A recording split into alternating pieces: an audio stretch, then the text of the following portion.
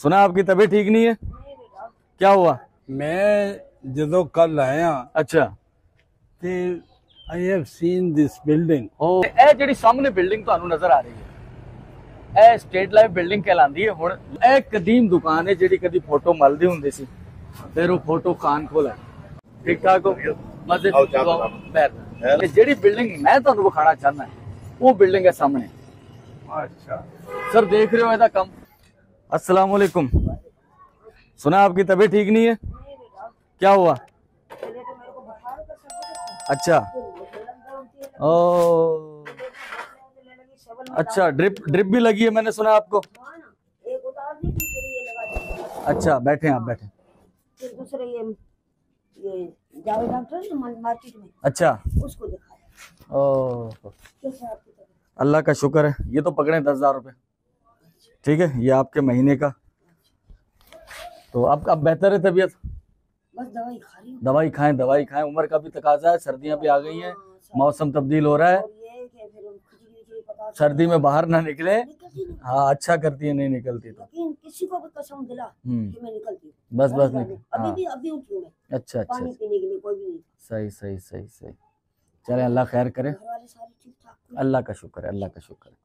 ठीक है नानी। हाँ, ये तो बहुत वक्त थोड़ा कम है। अच्छा बहुत मेरा दुख है। अल्लाह ये अकबर। मेरा पहला एक्सीडेंट हुआ था। वो सर्दियों में देखो जो पुरानी चोटें लगी हुई होती है ना, सर्दियों के अंदर वो चोटें दर्द करती हैं। दिल गुलबर हाल है ना। हाँ अल्लाह करम करे, अल्लाह करम करे। चलें ठीक है नानी, अब वक्त कम है, आगे जाना है। ठीक है, बहुत शुक्रिया। खुश रहें। बस दुआएं चाहिए आपकी, दुआएं करें उन लोगों के लिए भी जो ये पैसे भेजते हैं, उनके लिए। ठीक है, बोलती हूँ दिलो जान से मैं चारों को करती हूँ। बस खुश रहें। चल ठीक है नानी, कुछ भी कर चारों के लिए मैं चलें। दिल जान से करती चलें, बहुत शुक्रिया। अस्सलाम वालेकुम, अली मुनव्वर आपकी खिदमत में हाजिर है। बहुत शुक्रिया सर। 1.5 साल पहले जब हमने वीडियोस बनाने का आगाज़ किया था, हमें उम्मीद नहीं थी कहानी यहाँ तक पहुँच जाएगी। जितने नेक फलाही काम लोगों की फलाह बहबूद के मेहरबान फरिश्ता सिर्फ लोगों के ज़रिए जारी हैं। बहुत अच्छा लगता है सर उसका टूल, उसका पार्ट बन के। और बहुत सारे व्यूवर्स जिनकी यादें मीरपुर खास और उसके इर्द गिर्द इलाकों से जुड़ी हुई अब यहाँ नहीं है, वो वापस आ रहे हैं हमारी वीडियोस को देखकर। ऐसे ही एक हमारे मोहतरम व्यूवर जो रहते तो लाहौर में हैं, लेकिन वो कुछ अरसा इन इलाकों में काम कर चुके हैं, अब्दुल हफीज़ शेख साहब। वो यहाँ मीरपुर खास, वो कह रहे हैं स्पेशली आपसे मिलने के लिए आया हूँ। मैं मौजूद हूँ हैदराबाद रोड पर, बिस्मा रेस्टोरेंट मेरे अकब में मौजूद है और वो इसमें ठहरे हुए हैं। तो चलिए उनसे मुलाकात करते हैं।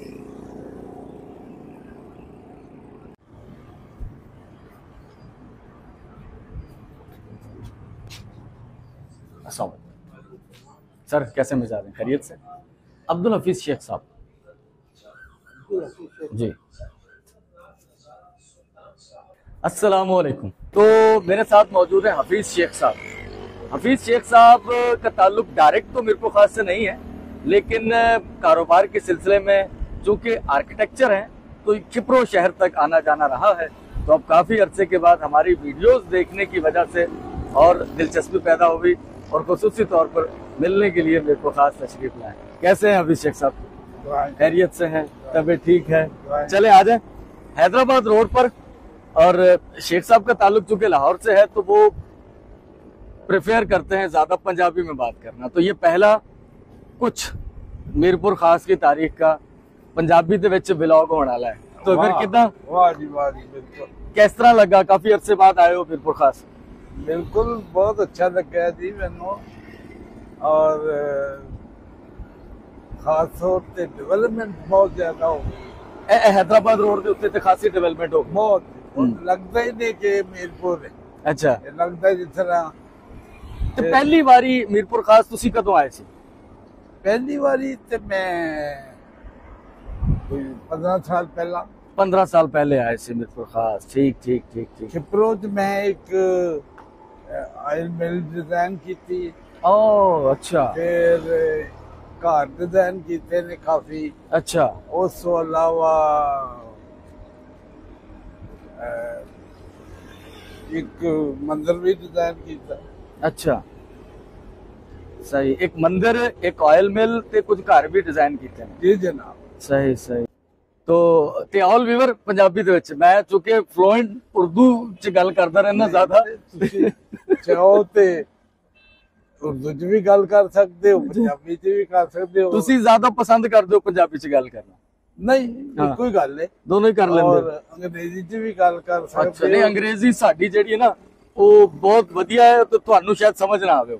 ਤੇ पर्शियन ਚ भी गल कर सकते हो ते अरबी ਚ भी गल। अच्छा शेख साहब जो है दुनिया के मुख्तलिफ ममालिक, शेख साहब किन्ने मुल्क घूमे ने? 81 कंट्रीज ਤੁਸੀਂ ਜਾ ਕੇ ਮੁxtਲਿਫ ਮਵਾਕਿਆਂ ਤੇ ਵਿਜ਼ਿਟ ਕਰ ਚੁੱਕੇ ਹੋ ਜੀ ਹਾਂ। ਤੇ ਕੋਈ ਕੰਮਕਾਰ ਦੇ ਸਿਲਸਿਲੇ ਦੇ ਵਿੱਚ? ਇਹ ਤਿੰਨ ਵਜੂਹਾਤ ਨੇ। ਅੱਛਾ, ਇੱਕ ਤੇ ਆਰਕੀਟੈਕਚਰ ਦੀ ਮੈਂ ਵਿਜ਼ਿਟ ਕਰਦਾ ਰਹਿਣਾ। ਸਹੀ।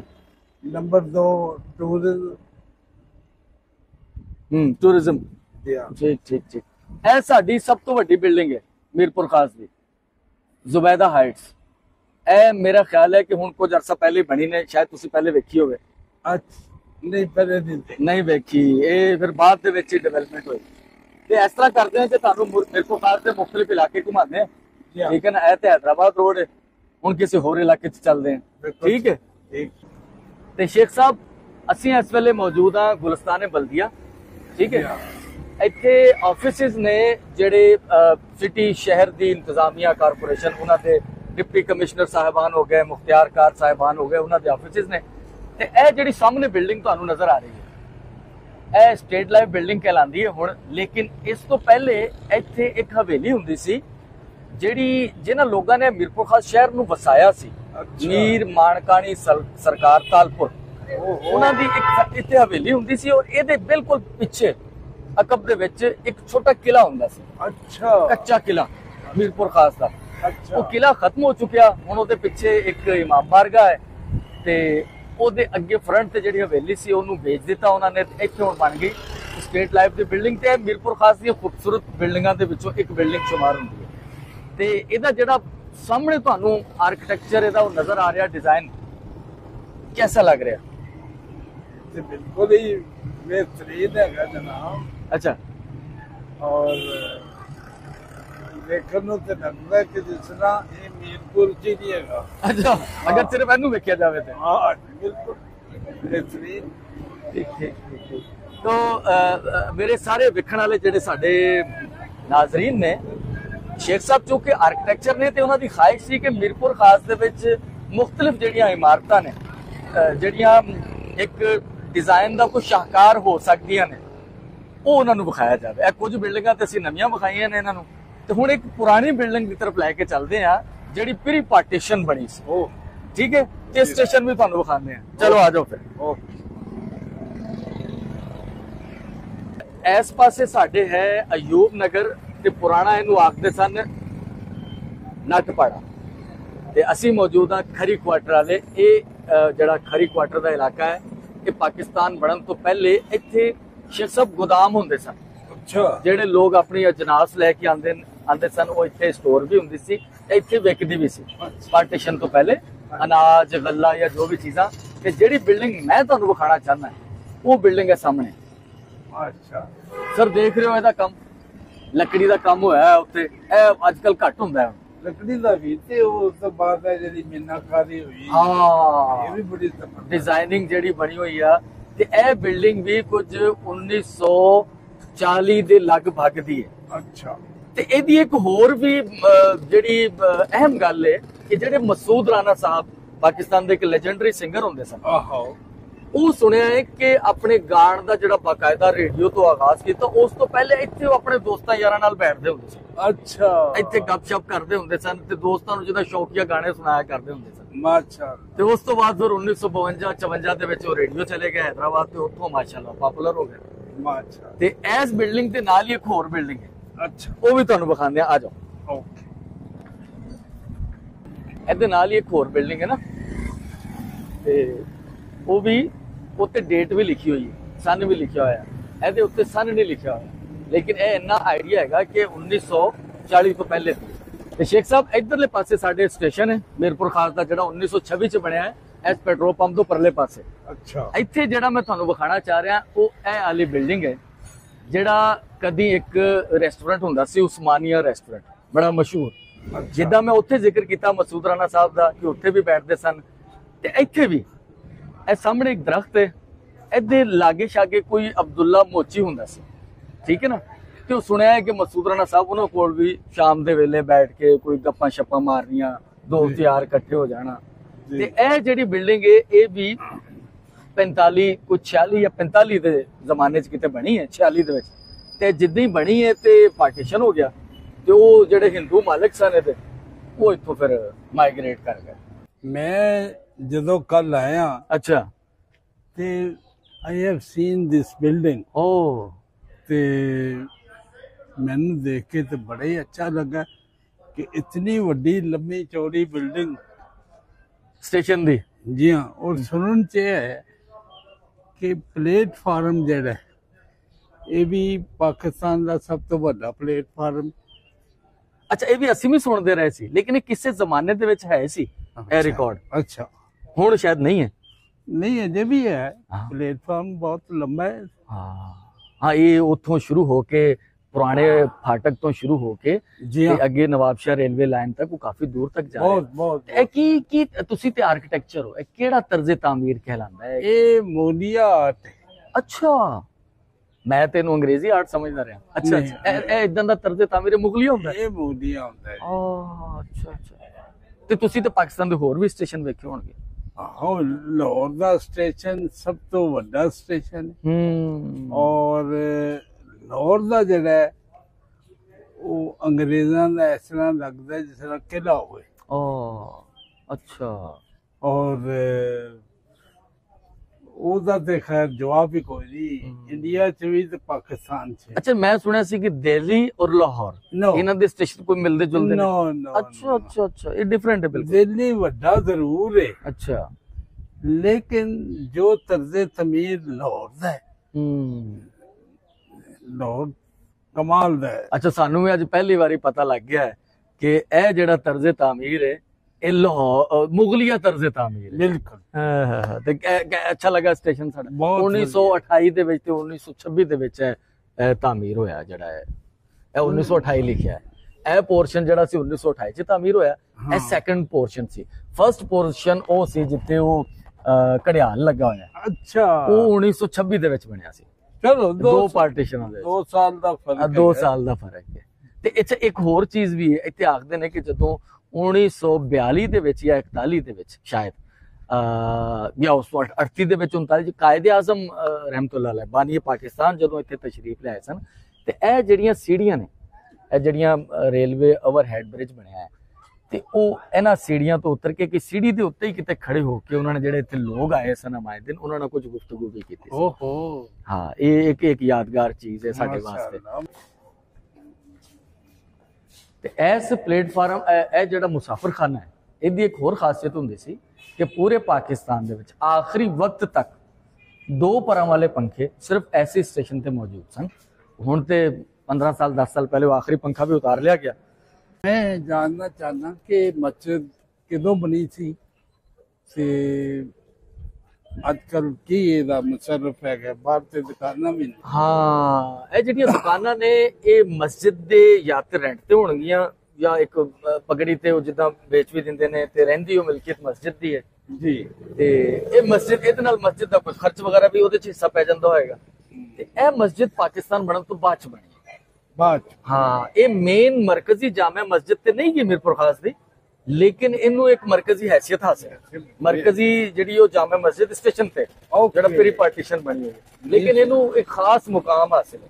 ਇਹ ਤੇ ਵੱਡੀ ਤੇ ਕਾਫੀ ਹੈ। ਹਾਂ, ਉਹ ਵੱਡੀ ਵੀ ਕਾਫੀ ਹੈ। ਫਿਰ ਜਿਹੜਾ ਮੀਰਪੁਰ ਖਾਸ ਦੇ ਚੁੱਕੇ ਕਾਰੋਬਾਰੀ ਇਲਾਕੇ ਦੇ ਘੱਟ ਚ ਵਾਕਿਆ ਹੈ ਤੇ ਯਕੀਨਨ ਇੱਥੇ ਦੇ ਜਿਹੜੇ ਕਾਰੋਬਾਰੀ ਤਬਕਾ ਉਹ ਇੱਥੇ ਨਮਾਜ਼ ਅਦਾ ਕਰਦਾ ਹੈ ਤੇ ਇੱਥੋਂ ਨਿਕਲਣ ਵਾਲੇ ਫੈਸਲੇ ਉਹ ਮੀਰਪੁਰ ਖਾਸ ਦੀ ਲੋਕਤ ਸਿਆਸਤ ਤੇ ਵੀ ਅਸਰ ਅੰਦਾਜ਼ ਹੁੰਦੇ ਨੇ। ਜਿਹੜੇ ਇੱਥੇ ਦੇ ਪੇਸ਼ ਇਮਾਮ ਨੇ ਕਾਫੀ ਐਕਟਿਵ ਨੇ, ਸਮਾਜੀ ਮਸਾਇਲ ਸਿਆਸੀ ਸ਼ਊਰ ਉਹਦੇ ਵਿੱਚ ਕਾਫੀ ਐਕਟਿਵ ਨੇ। ਤੇ ਮੈਂ ਤੁਹਾਨੂੰ ਲੈ ਕੇ ਚੱਲਦਾ ਉਹ ਜਿਹੜੇ ਖਾਖੜ ਪਾਪੜ ਤੇ ਫੋਟੋ ਹਲਵਾਈ ਉਹ ਤੁਹਾਨੂੰ ਵਿਖਾਉਂਦਾ। ਸ਼ੇਖ ਸਾਹਿਬ, ਇਹ ਹੈਗਾ ਸ਼ਾਹੀ ਬਾਜ਼ਾਰ।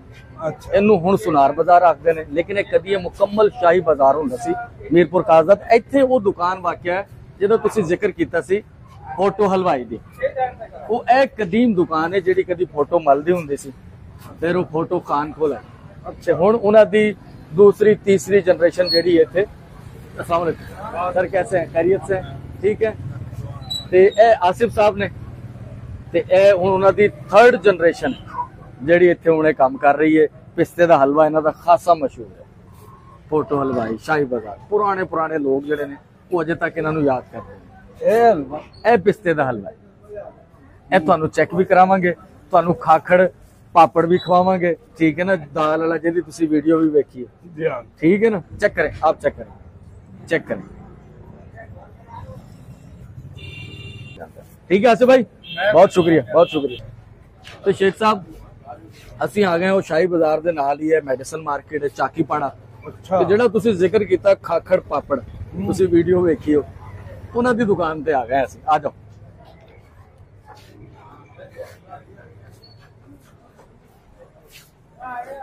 ਤੇ ਇਹ ਨੇ ਉਹ ਮਹਤਾਬ ਸਾਹਿਬ ਜਿਨ੍ਹਾਂ ਨੂੰ ਤੁਸੀਂ ਵੇਖਿਆ ਵੀਡੀਓ ਦੇ ਵਿੱਚ ਖਾਖੜ ਪਾਪੜ। ਕਿਸ ਤਰ੍ਹਾਂ ਦੇ ਲੱਗੇ ਮਹਤਾਬ ਸਾਹਿਬ? ਮੈਂ ਦੇਖਿਆ ਵੀ ਅਜੇ ਹਫਤਾ ਹੋਇਆ, 1 ਹਫਤਾ ਹੋਇਆ, ਆ 2-4 ਦਿਨ ਹੀ ਹੋਏ ਨੇ ਵੀਡੀਓ ਲਾਈ ਹੈ ਜੀ। ਆਪਾਂ ਉਹਦੇ ਤੁਸੀਂ ਵੇਖੀਏ।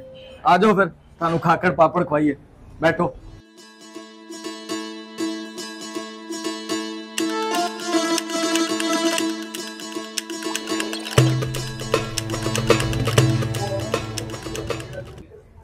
ਤੇ ਸ਼ਿਵ ਸਾਹਿਬ ਇਹ ਜਿਹੜਾ ਨਾ ਇਹ ਸਾਡੇ ਲੋਕਲ ਪਾਕਿਸਤਾਨ ਦੇ ਵਿੱਚ ਹਰ ਜਗ੍ਹਾ ਇਹ ਚੀਜ਼ ਦਸਤਿਆਬ ਨਹੀਂ ਹੈ।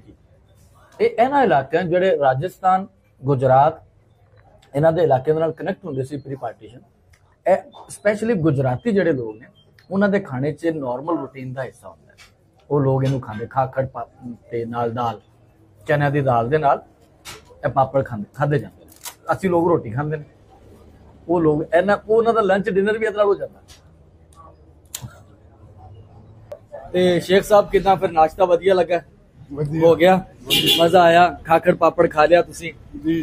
तो हमारी जो वीडियो थी हमने 2-3 दिन पहले बनाई थी, उसमें 2 चीजों की तस्हीह करनी बहुत जरूरी है। महताब, पिस्ते का हलवा जो है ये फोटोमल ने नहीं बनाया, ये सबसे पहले किसने बनाया?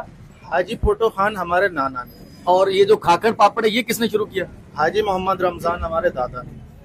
तो मतलब ये था कि फोटोमल वो मिठाई की दुकान सिंपल थी, इसमें जो 2 चीजें फेमस हुई खाखड़ पापड़ और पिस्ते का हलवा, ये महताब साहब के नाना ने और दादा रमजान ने ये इन्होंने शुरू किया। ऐसे ही है महताब जी, ठीक है, बहुत अच्छा लगा भाई। और शेख साहब लेके जा रहे हैं पिस्ते का हलवा लाहौर, यहाँ मीरपुर खास से। शेख साहब ये लाहौर में आपने खाया है, देखा? नहीं? तो चलें भाई, मीरपुर खास का हलवा लाहौर पहुंचेगा अभी।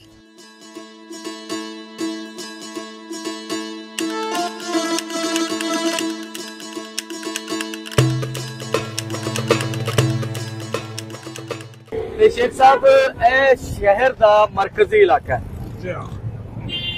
ए पुरानी क्लाक मार्केट है, कपड़े वाली मार्केट पुरानी। ए सिर्फ ए जड़ा है ना ए बल्दिया शॉपिंग सेंटर, ए देख रहे हो पूरी बिल्डिंग जी है ना, ए एक नवी बिल्डिंग है।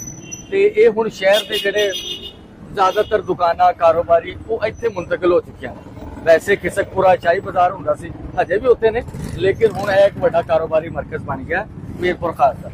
आ जाओ।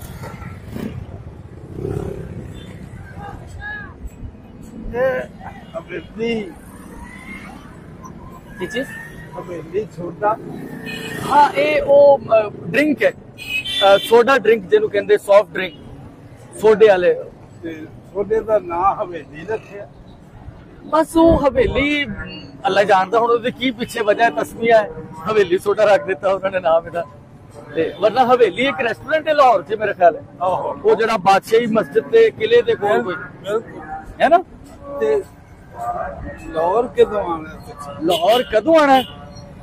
तुसी जदों जाओगे।